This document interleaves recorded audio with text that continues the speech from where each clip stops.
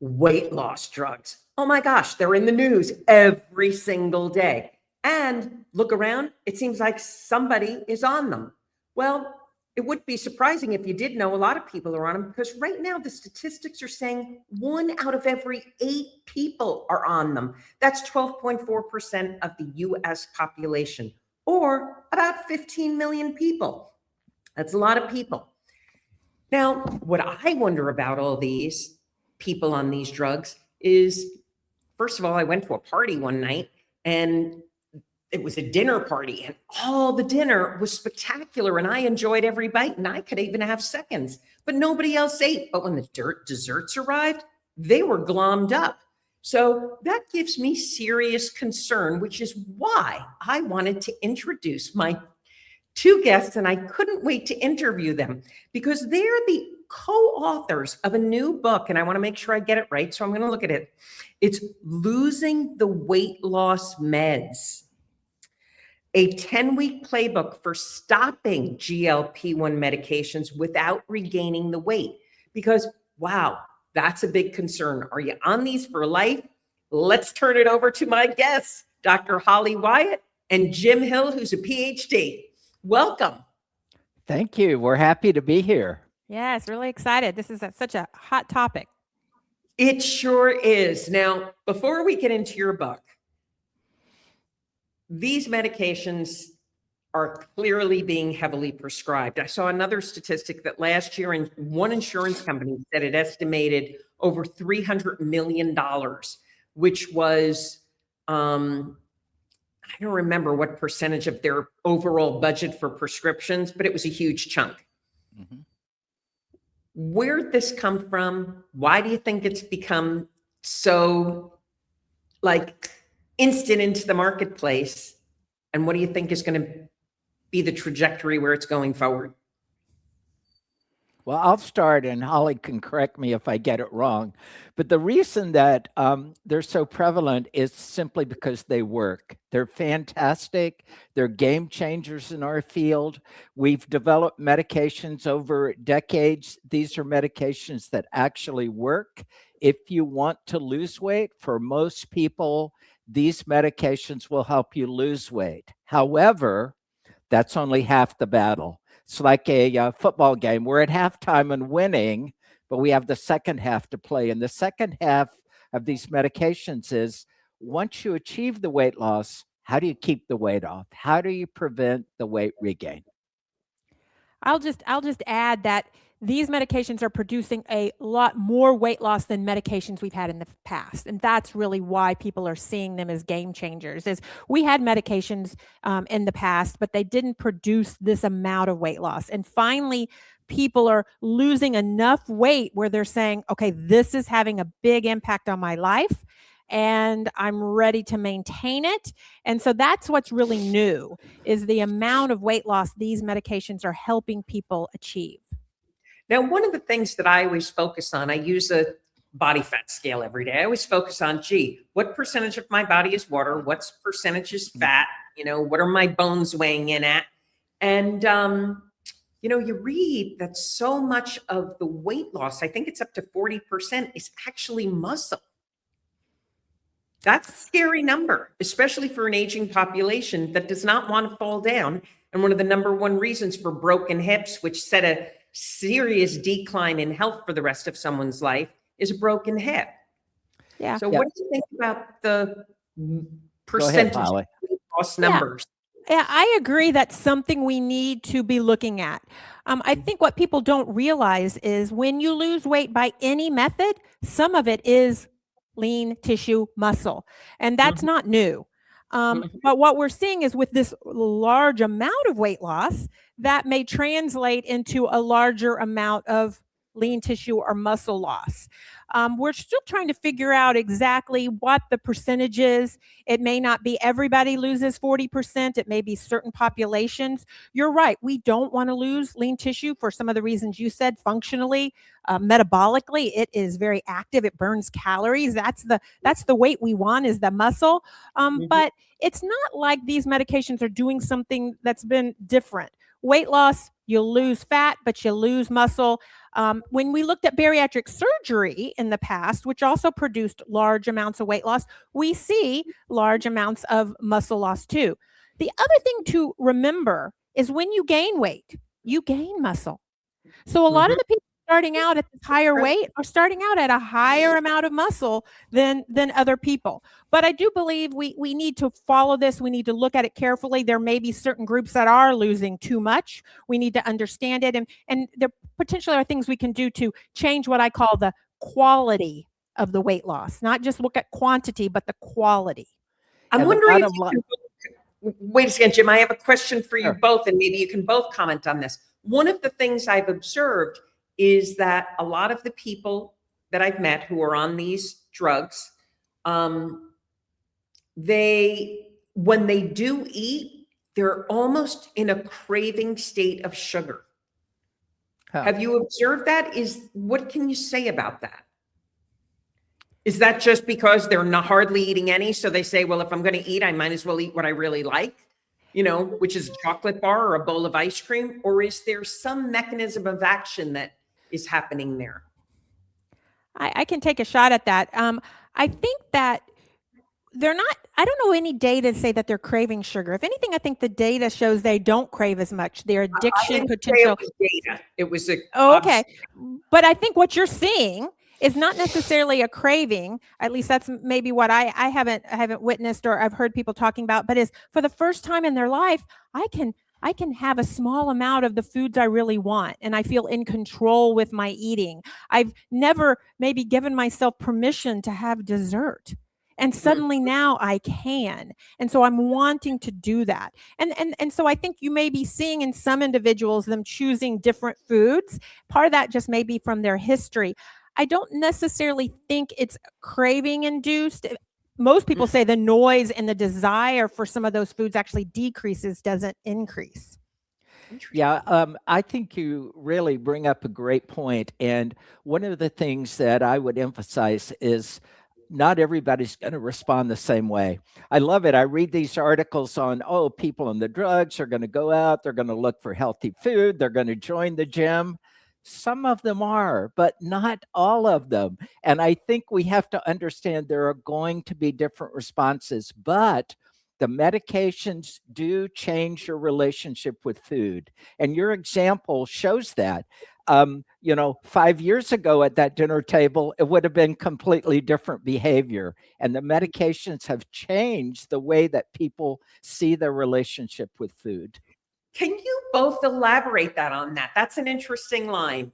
The medications change the relationship people have with food. What do you mean by that? Well, it relates to why people stop the medications. I mean, if the medications are so successful and they work, why do people stop them? Well, some of the reasons are around insurance and side effects, but one of the ones that we're seeing is people miss their relationship with food.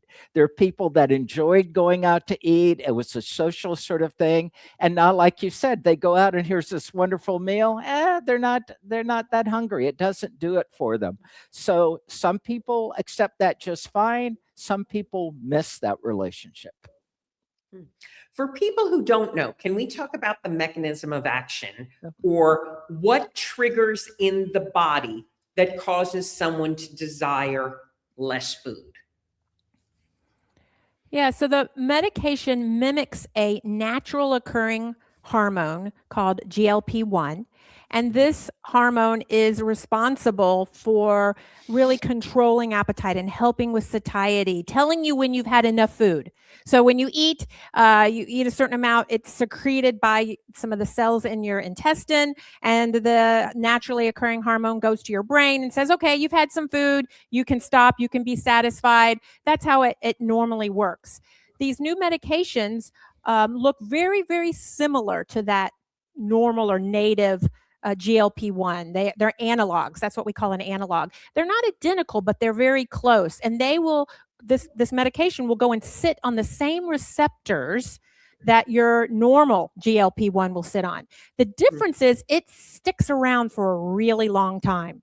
Your native GLP-1 is out there and then it's broken down very quickly. The pharmaceutical companies have designed these new medications to go and sit on that receptor. So to do the same have the same impact your normal GLP-1, which is saying you don't need to eat any more food. You've just had some food. It's time to be satisfied. You don't need to think about food. You don't need to go get any food. You've had some food. These new medications sit on those same receptors, get the same pathways going, and sit there longer. And so that results in you not thinking about food, you feeling very satisfied with even a small amount of food. You're not getting hungry. And basically a big thing, I don't have to think about food as much just because the pathway is blocked with these drugs. And when you don't have those pathways going and you're not thinking about food and you're satisfied, you eat less food. And when you eat less food, guess what? You lose weight. And it shows that avoiding overeating is not simply a matter of willpower. Here's a mechanism to show that you change the biology and you change this desire for food. Now, there's a lot of discussion going on because of the costs of this, because of insurers paying for it or people paying for it. You want to lose weight, but how long do you find is an average or a time that someone should be on them? Because they're saying this is for life. And if you don't stay on it for life, then you're going to have all these different effects. But your book obviously is taking a slightly different perspective of that. It doesn't have to be for life. You can use this as your booster to start a new way of living.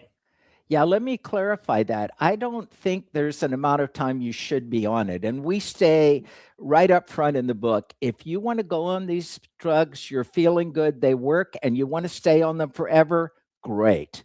We wrote the book simply because we find the data suggests that at least half the people who go on them don't stay on them for even longer than a year.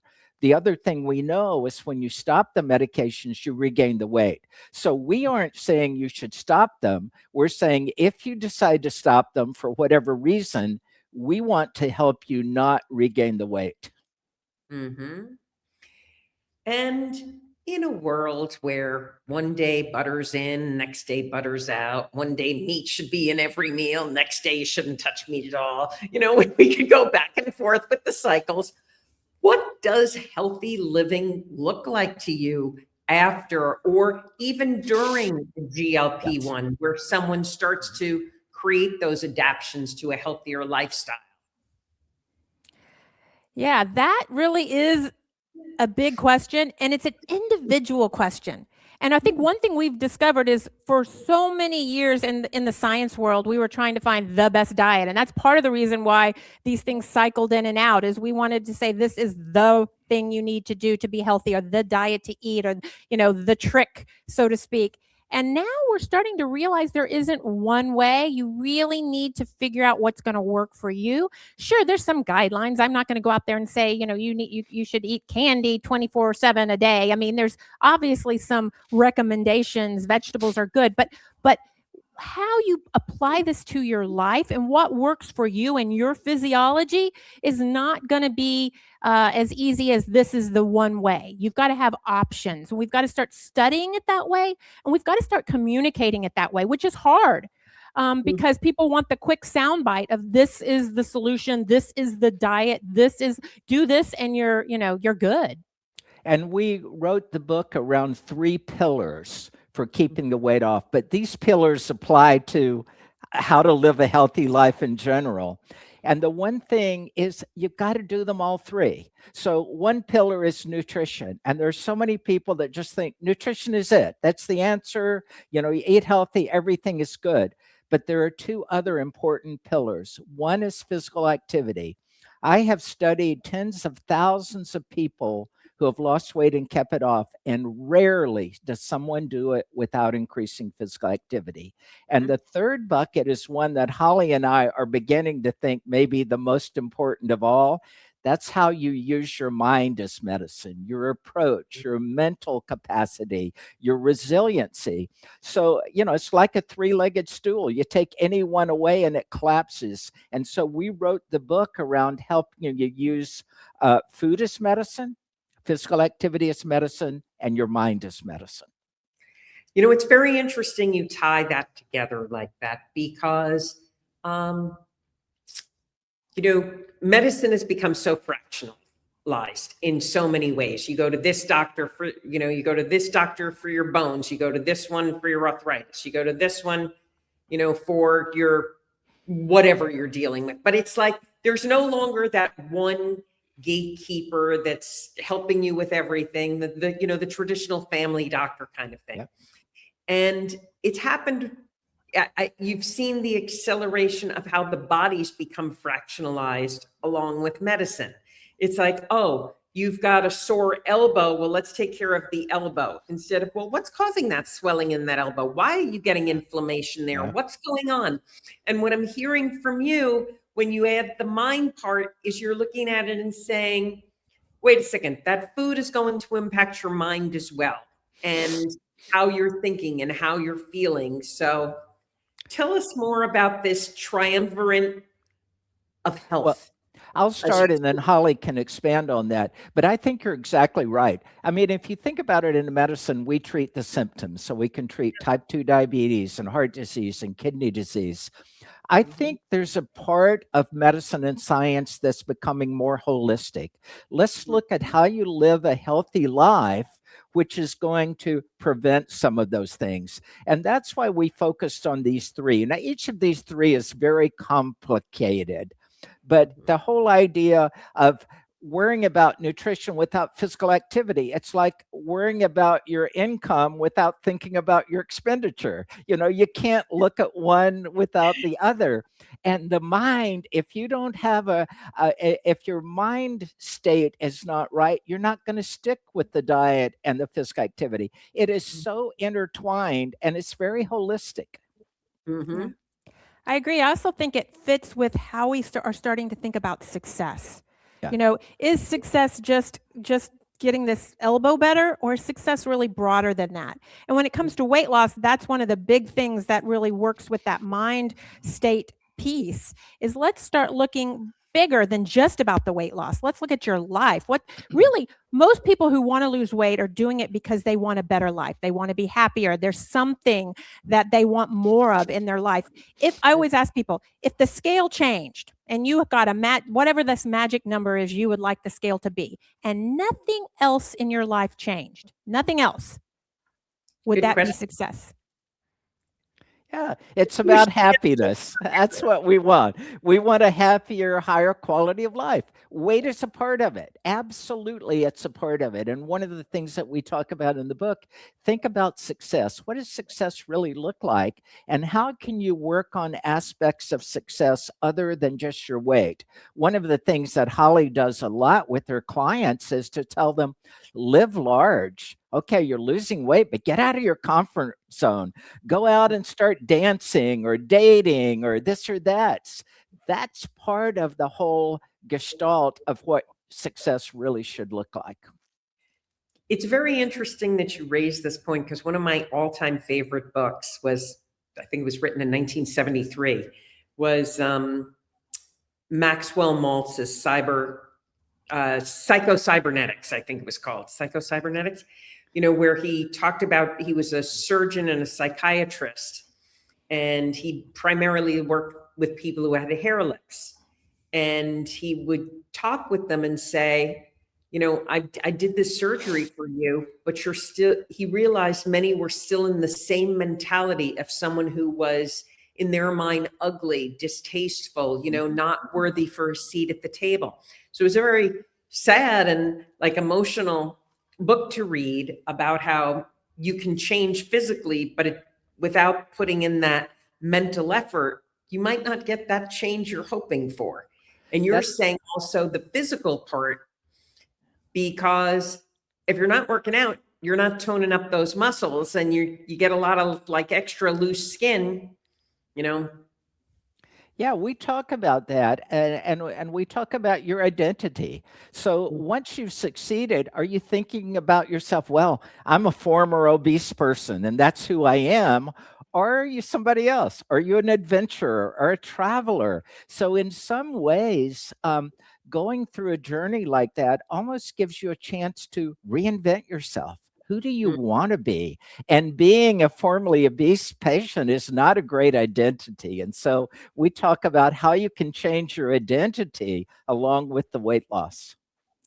And for many, I think it's about realigning with who they really are. Yeah. But society and situations and their parents and just everything has changed that or has limited that.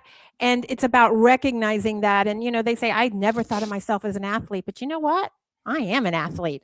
I am someone that can get out there and move my body. And when you see it and you see them say it and you realize it is connecting with who they are, it's not just something they're saying for words. It's saying that something that has a meaning. They're embodying that. That's when it sticks. That's when you really have success. We often hear many of our people who succeed tell us that I'm finally the person on the outside that I've always been on the inside. Oh, what a nice thing to hear. Mm-hmm.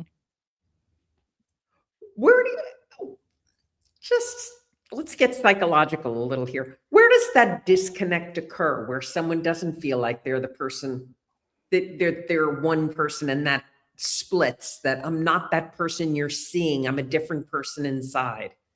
What would be your perception on where that originates from and how it evolves? Well, I'm not a psychologist, so I'm sure there's lots of theories out there that we could pull in. But just from my experience, anecdotally, is we're told that it's society. It's I was not a natural athlete, and so I was told, and I used to do this president's fitness test, and I would fail it. And for me, failing a test was a big deal. Enough to have done that. Yeah, I failed it every year. The time I got out of high school. Yeah. And so that impacted for a long time who I thought I was until I recognized that wasn't true.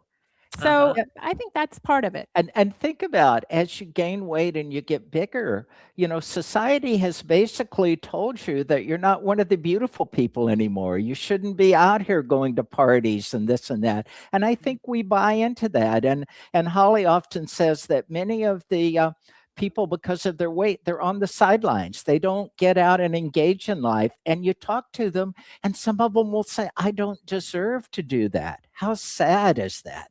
You do deserve to engage in life. In your careers, what have been the most outstanding beliefs or thoughts people have had that have made them reluctant to wanting to embrace a leaner, healthier self? I think it centers around they don't believe they can do it. All this, it's about willpower, made it worse. I'm not strong enough to do it. If I wanted people, if you wanted it bad enough, I could do it. And even now we're seeing that. A lot of people say these medications are cheating. And so that mind state, I think, can play into it. Things are changing, but before, oftentimes, you go into your doctor and he gives you a weight loss program. You come back, you haven't lost any weight, and he says, well, you must not be following the program. In other words, you put the blame on the person. And there is some personal responsibility, but as the medications show, this is not just willpower. This is biology at work as well. And let's talk about that biology. You were saying the 3 different pillars you're working on. When it comes to the diet pillar, or what people eat to move through after being on a weight loss medication, or while they're on it and they're thinking, maybe this isn't something I want to do for life. How do you help someone identify what a healthy diet would be for them that's nutrient rich, nutrient dense, but is going to satisfy them and their biology going forward? Yeah. So when we talk about using food as medicine, the idea is, can we replace? I love this concept. Can we replace the medication? We may be stopping the medication, or some people may be decreasing the medication, and that medication was having an impact on your appetite. We want to replace it with foods or food combinations or things that can, what we're calling, reset your appetite. And I think this is an important concept. You know, what before the medication, your appetite was fairly high and it was producing the body weight that, you know, playing a big role in the body weight you had. On the medication, it was super low for a lot of people, you know, didn't need near as many calories, didn't have that appetite. We want to try to kind of hit somewhere between the two. We want to make sure it doesn't go up to what it was before, because if it goes up to what it was before, you're going to regain the weight. Right. Probably will not be able to keep it as low as the medications. The medications really do a good job at just clamping down that appetite and not allowing it, you know, like you talked about at the dinner party, just not allowing you to eat. We want to fix it somewhere in between. And then we're going to move into those other pillars too that are going to help. And the idea, if I just handed you a diet and I said, eat this, it would last for, I don't know, days, months, but not years. No one can be on a diet. So people always say, tell me exactly what to eat. And I said, that will not work for weight loss maintenance. That works for weight loss. I can tell you exactly what to eat for weight loss and it works. Weight loss maintenance, I'm not doing you any favors by giving you the diet. What we do in the book is we take the principles that we know from science, help regulate your appetite. Do it naturally with food, and we apply those principles and we put them in what we call plays, which are translation of here's the science principle, but how do you actually do it in your body? And there's more than one play. Yeah, more than one play. And that's where you've got to kind of build your game plan. Here are some of the plays, and sometimes it's trial and error. Sometimes I have people, okay, I have to try this and see how it works. That's a really good play for me. I'm going to continue it.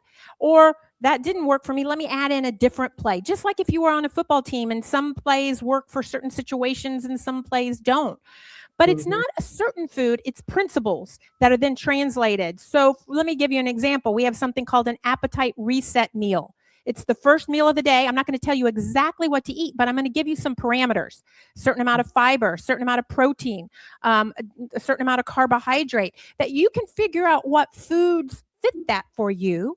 But you start the day out with that, and it helps manage your appetite throughout the day. Think of it like a pill, a functional food. This is a functional meal I'm taking to help me manage my appetite throughout the day. Then I'm going to eat whatever I want. But I'm going to be able to control it. I'm going to be able, hopefully, not to eat as much as I would have if I didn't take this or use this meal to start my day off. It's like taking a blood pressure pill every morning. You're going to eat this pill. It's like a functional meal. That's just one example. That's not something everybody has to do. That's just one example of what I'm talking about. One of the important things that maybe we need to take a slight tangent here with is one of the big principles in the book is that weight loss is different than weight loss maintenance. It takes different skills. So think about weight loss. It's like, okay, for a few weeks, you can go off and do anything. You can keep healthy food in the house. You can avoid parties. You can not visit your in-laws, whatever, to get the weight off. Weight loss maintenance is forever. You have to live your life while you're doing this. And if you go out, you can go out on the internet and find so much help for weight loss, but there's not that help for weight loss maintenance. And one of the things the medications I think are going to do is they're going to say, okay, now you have the weight off. Now let's look at weight loss maintenance. So to me, weight loss maintenance is the big factor that we need to deal with right now. Yeah, very good differentiation. Where do you think, obviously you've got nutrients and calories. Where do you think calories come into this maintenance kind of equation? Well, calories are important. I'm not going to say they aren't, but to count calories isn't going to work. You need to kind of naturally use your body to be able to keep those calories low. I think micronutrients are important too, right? So both are important. I don't know that I can say one is more important than the other, but I'm not going to say, which some people like to say, is calories don't matter, because I do think that the calorie does matter, and we are trying to keep the calories less than what they were for weight loss maintenance.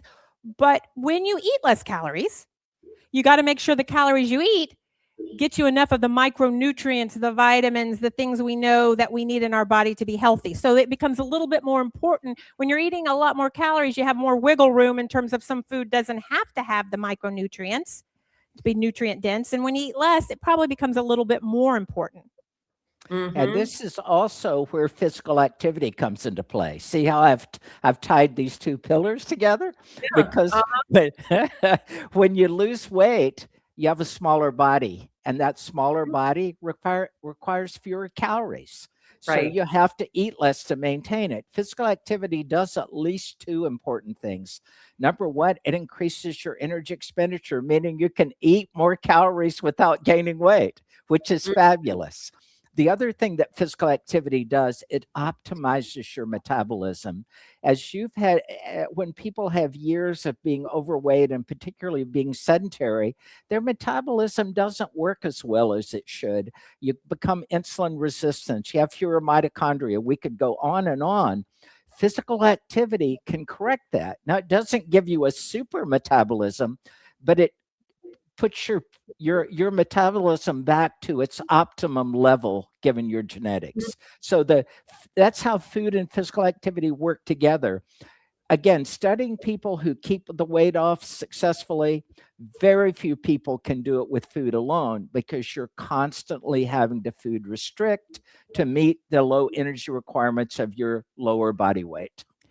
But I will rank these. I will rank these. I think of the things it's doing, the thing that people don't recognize and to me has the most importance is what Jim was talking about, that metabolic flexibility, the ability to make your metabolism the best it can be. So if you eat a little bit more, you adjust and you burn a little bit more naturally. If you eat some carbohydrates, you can burn the carbohydrate, or eat some fat, you can burn the fat.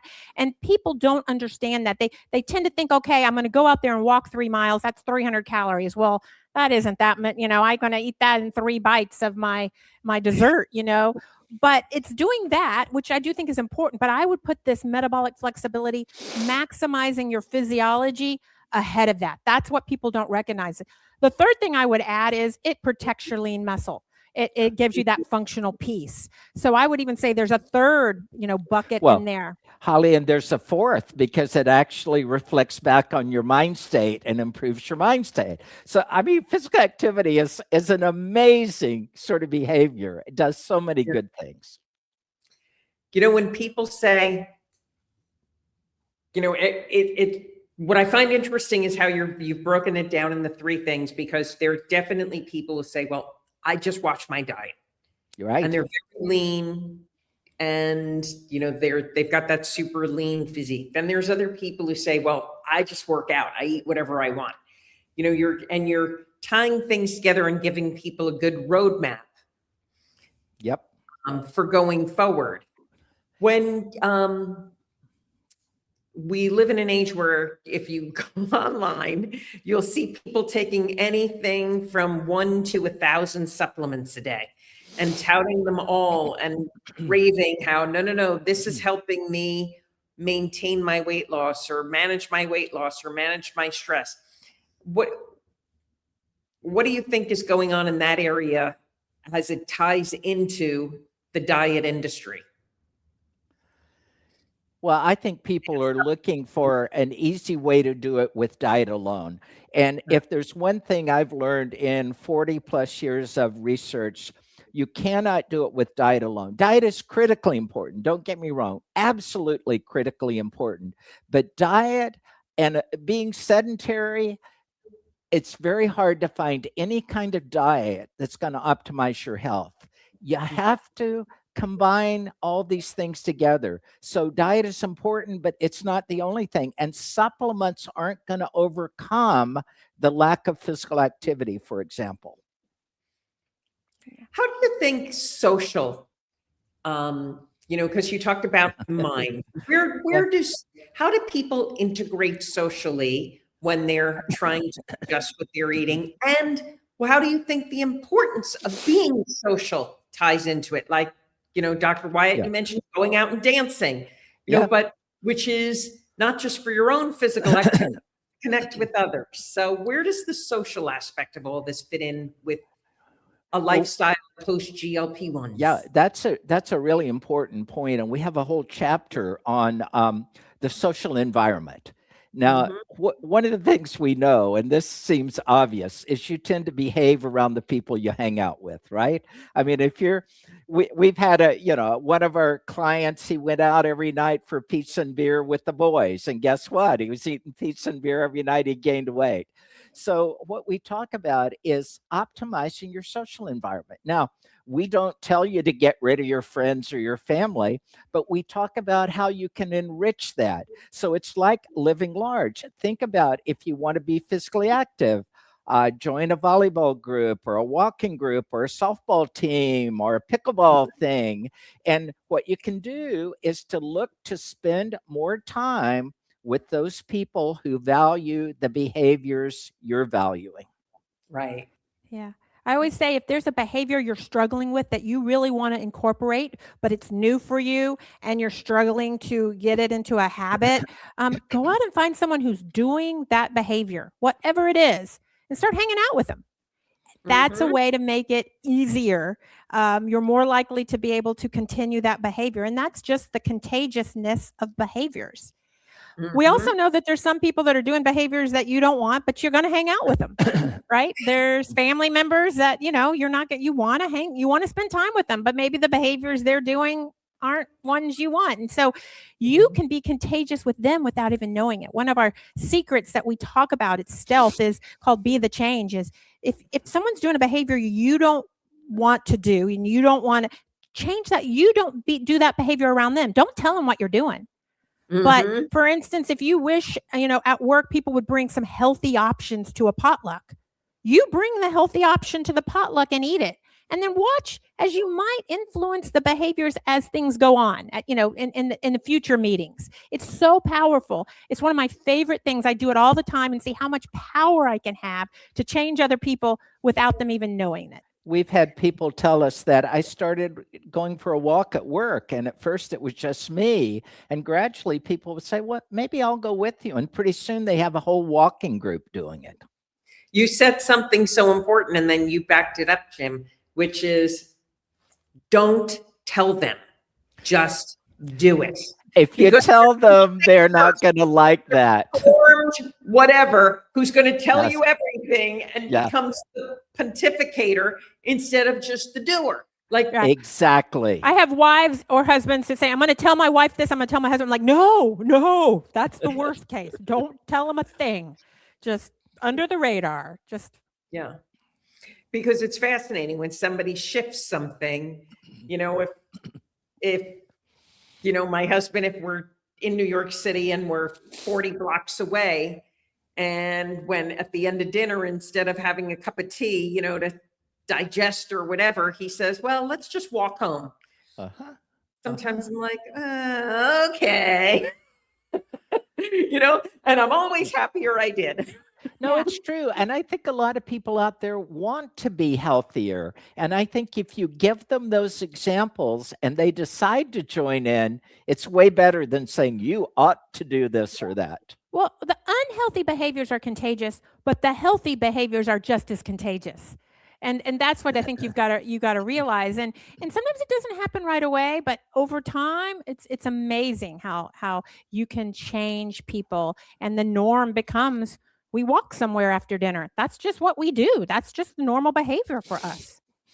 It's funny you said that, because I always say to people, listen, if you can spend all day thinking about all the things wrong in the world, you've got just as much space in your brain to spend the whole day thinking about the things you can find right in the world. Oh, I love that. I love that. I'm going to use that one.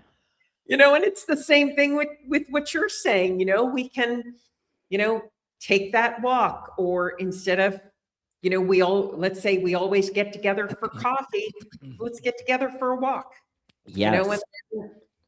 Where this goes, what you're saying is so critical. And I use this all the time. Patients who focus so much of their energy on what I can't do. Well, Holly, you wrote this book, and here, let me tell you why I can't do play number 3, and I can't do the play number 5 here. And, you can't expect me to do this, and so much energy on what they can't do. And I'm like, okay, that's fine. Let's just turn and say, what could you do? Which of these plays might work? Which of these plays could you try? Which of these plays do fit right now with where you are? And it's interesting. Once again, you can spend all this energy on that stuff that won't work, or you can spend the same amount of energy, the same amount of time on the stuff that might. And Yeah. Holly, you know, we see this all the time of people coming in, look at our programs and say, but what if it doesn't work? And we turn it around and say, what if it does? Yeah. Think about that. If it works, what's your life going to be like? And you know Yeah. what? They don't think about that. But if you can focus it on it, it's a whole new way of thinking. It really is. It's so funny how just getting somebody to see possibility or perhaps, you know, as soon as it's like one of my favorite Zen stories, which my audience has heard before, you know, the story of the farmer with the son and the horse. And, you know, the son takes care of everything for this older farmer. And one day they have one horse, the horse runs away, and everyone in the village is like, oh my gosh, how's life going to be for you? You have no horse. And the father goes, well, perhaps. Next thing, the horse comes back, but brings back 30 wild horses with it. And you're Yep. like, oh my gosh, you're the most fortunate man in the world. And he goes, perhaps. Next thing, his son's trying to train the horses, and his son breaks a leg because he gets bucked by the horse. And everyone's like, oh, you have such horrible life. It's so terrible for you. And he goes, perhaps. Then the country breaks out in war. And they come around and they're grabbing all the able-bodied men, but they skip his son. And they're like, oh, you're so lucky. And he goes, perhaps. So I always try to remind everybody, there's two ways you can look at everything. So stop Exactly. ruminating on what's going wrong. And Yeah. one of the things that we help people to understand is, look, there are going to be challenges and barriers, and you have to feel like you have the skills to get through them. You don't know what's coming. Holly calls them curveballs. You're going to get a curveball. You just need to feel confident that you know how to hit curveballs. Yeah. You know, and there's a lot to those curveballs, you know, because that's life. You know, I know people say, well, I will get to this point Well. and it'll be great. That's a great way to go off any kind of diet or health plan or anything, because it's not going to be perfect. It's Well, not going to be perfect. That's interesting you say that. One of the profiles we talk about in the book is a setback cycler. And I see that pattern. It's the exact pattern that you're talking about. Life throws them a curveball. We all get curveballs, but you know, they're really focused on that curveball and it gets them off whatever they're doing. Whatever, you know, and for sometimes an extended period of time. And they just would play that over and over and over again. So working on that, some of the plays are specifically in the mind and the mind state pillar of this is working on changing that cycle of always throwing up your hands when you feel like you're not in control. The other thing I want to bring up, though, and because this has been a change for me, when we wrote our first book, State of Slim, which was a weight loss maintenance. What? State of Slim? Yeah. Yeah, because we were in Colorado and it was the leanest state, at least at the time. So we put everything into that book. But I believed you had to work hard. I believed, you know what? It's about being a victor. You know what? Roll up your sleeves and get ready. We're going to do it. It's going to be great. But you know what? You got to be ready. And there'll be some sweat involved, and there's going to be some grit involved, and you know. And now I'm like, that doesn't work. You need to believe in your power, that you can do it. That's important, but it can't be hard. It's got to be fun. It's got to be easy. This is the rest of your life. So we've got to figure out how to put this in your life in a way that isn't about winning and struggling and getting through and holding on by your fingertips. That's what patients would tell me. I'm holding on by my fingertips, but I'm here. And I'm like, ooh, I'm not, that's not good. We got to get this to be fun and easier. And that's been a really big part of this second book, Losing the Weight Loss Meds, is how do we do that? And part of that is Holly and I have been in a project called the National Weight Control Registry for decades, where we follow people who successfully lose weight and keep it off. And these people have found a way to make life fun. They say almost to a person, my life is much more fun and exciting and happy than it was before weight loss. They're not out there saying, oh, I lost weight, but I have struggled every day. I'm unhappy. Just the opposite. If you're unhappy, if you're struggling, you're not going to succeed. And part of that is routines, rituals, habits. So you get in where the right kind of behavior is automatic. You don't have to think about it. You don't think about, am I going to exercise today? You say, it's Thursday. On Thursday, I go to dance Uh-huh. class or whatever. And then you've got it. Once you get those rituals, routines, you've got your friend group. It's You not got your that mind hard. state, you got the mind Yeah. state going. You can make this fun. It doesn't mean it doesn't take work, but people so much think the work has to be hard. And I'm like, no, the work can actually be fun. And that's a shift, I think, for a lot of people. Oh my gosh, this episode went too fast. I enjoyed every moment of it. And there are going to be there are going to be all kinds of links to Dr. Wyatt and Hill's book below this episode, and there'll be links to their website or any place else I can find them online or that they share with me, so you can follow up, because they really shared a tremendous amount of really good information in this episode. So I encourage you to share it with your friends. That's one of those 1 out of 8 people you probably know who are on a weight loss medication right now, who want to live a healthier life, and you want them to live that way too. So thank you both very much. We're going to be moving over to the green room, and so hang in there, you too.